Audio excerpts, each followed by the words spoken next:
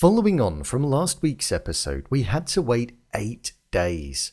Yep, Apple changed their schedule from Tuesday to Wednesday, and of course, with a cliffhanger like the end of episode 3, it felt rather suited to the tone for the show to make us wait even longer. With the KA-29 plane still being under the control of the group of British hijackers, we were told who the victim of the firing was during the climax of episode 3. Along with seeing deadly consequences being present on the plane for the passengers and hijackers.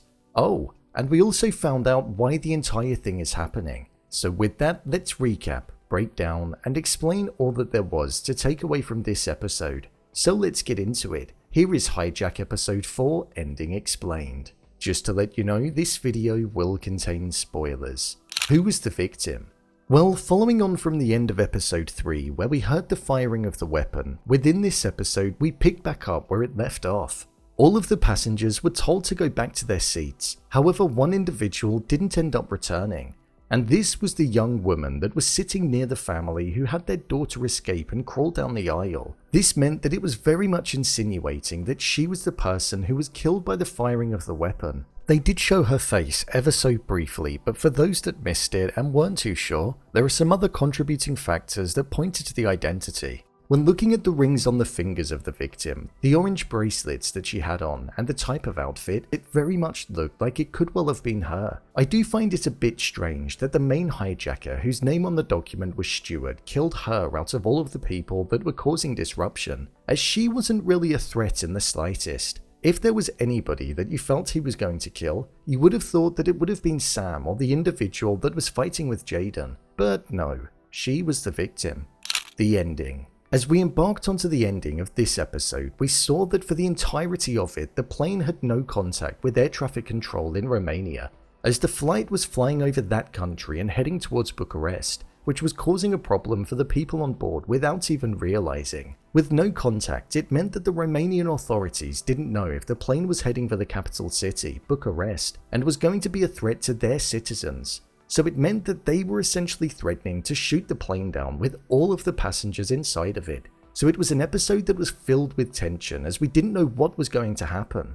To add to that, one of the hijackers, Lewis, was wounded in an altercation and was on the verge of losing his life as he was losing a lot of blood due to the injury that he sustained whilst dealing with uncooperative passengers. It was in this situation though where revelations were made, and without it, the plane most likely would have been shot down, as even once Stuart agreed to let the captain try and communicate with the NATO jets that were alongside it, it wouldn't have worked, due to him destroying the cans in a fit of rage earlier on. With the hijacker feeling like he was dying, Sam managed to persuade him to get his phone out so that he'd be able to speak with his mother, just in case he did die. This was possible due to the Wi-Fi being left on when the leader tried to communicate to his boss in episode 3 when they didn't answer, so he must have left it on. Sam phoned Marsha and disguised it without us or the hijacker realizing, and he got the name and phone number of the hijacker's mother, which then allowed the authorities in London to be able to trace where the hijackers were from, and also the organized crime group that they were a part of. This also confirmed that they were not a threat to Romania. So with that, Marsha was able to send the voicemail to Daniel, and he was then able to share it with Zara, which then meant that she passed it on to the foreign secretary, who was then able to convince the Romanian authorities to stand down and to not destroy the plane, which meant that the individuals on board were alive, for now. With Colette telling the passengers that they could all open their blinds, which went against the authority of one of the hijackers, I think it showed the sense of relief that she had within her, and also the confidence that she felt in the fact that she didn't think that the hijackers would do harm.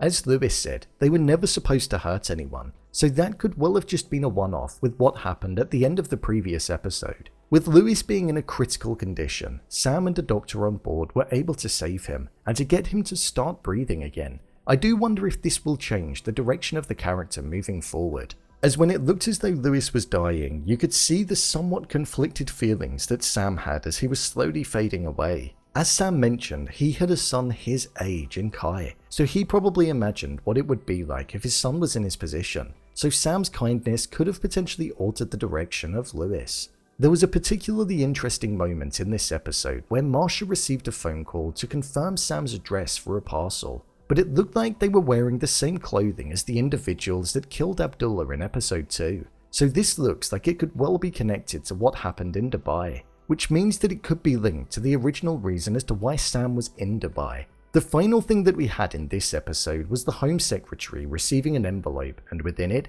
contained demands. These are most definitely demands that need to be met in order for the safe return of the passengers on board, and due to being able to pause the episode, we could make out why the plane was hijacked.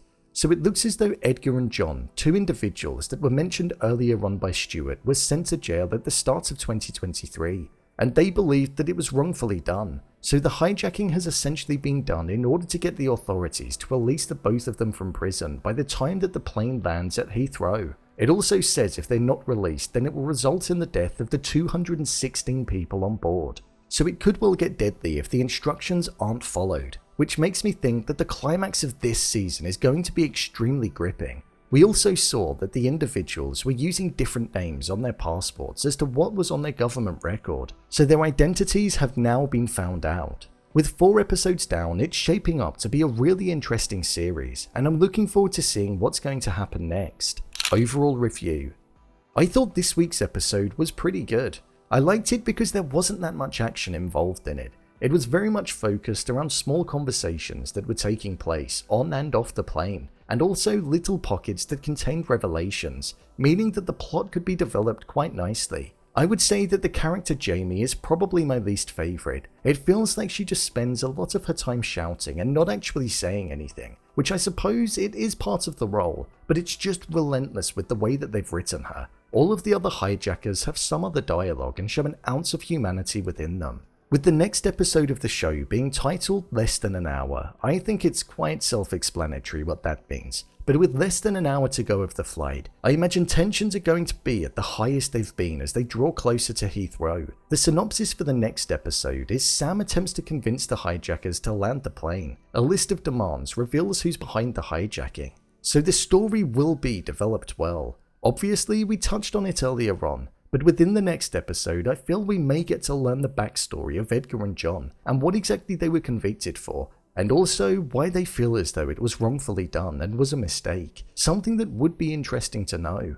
I hope to get more of Neil Maskall next week as he's a definite favourite within this show, and I feel we will see his best when the tension does get high and situations get to a point where it looks like there's no escape. I do wonder if they're going to make it out of the situation, the hijackers that is.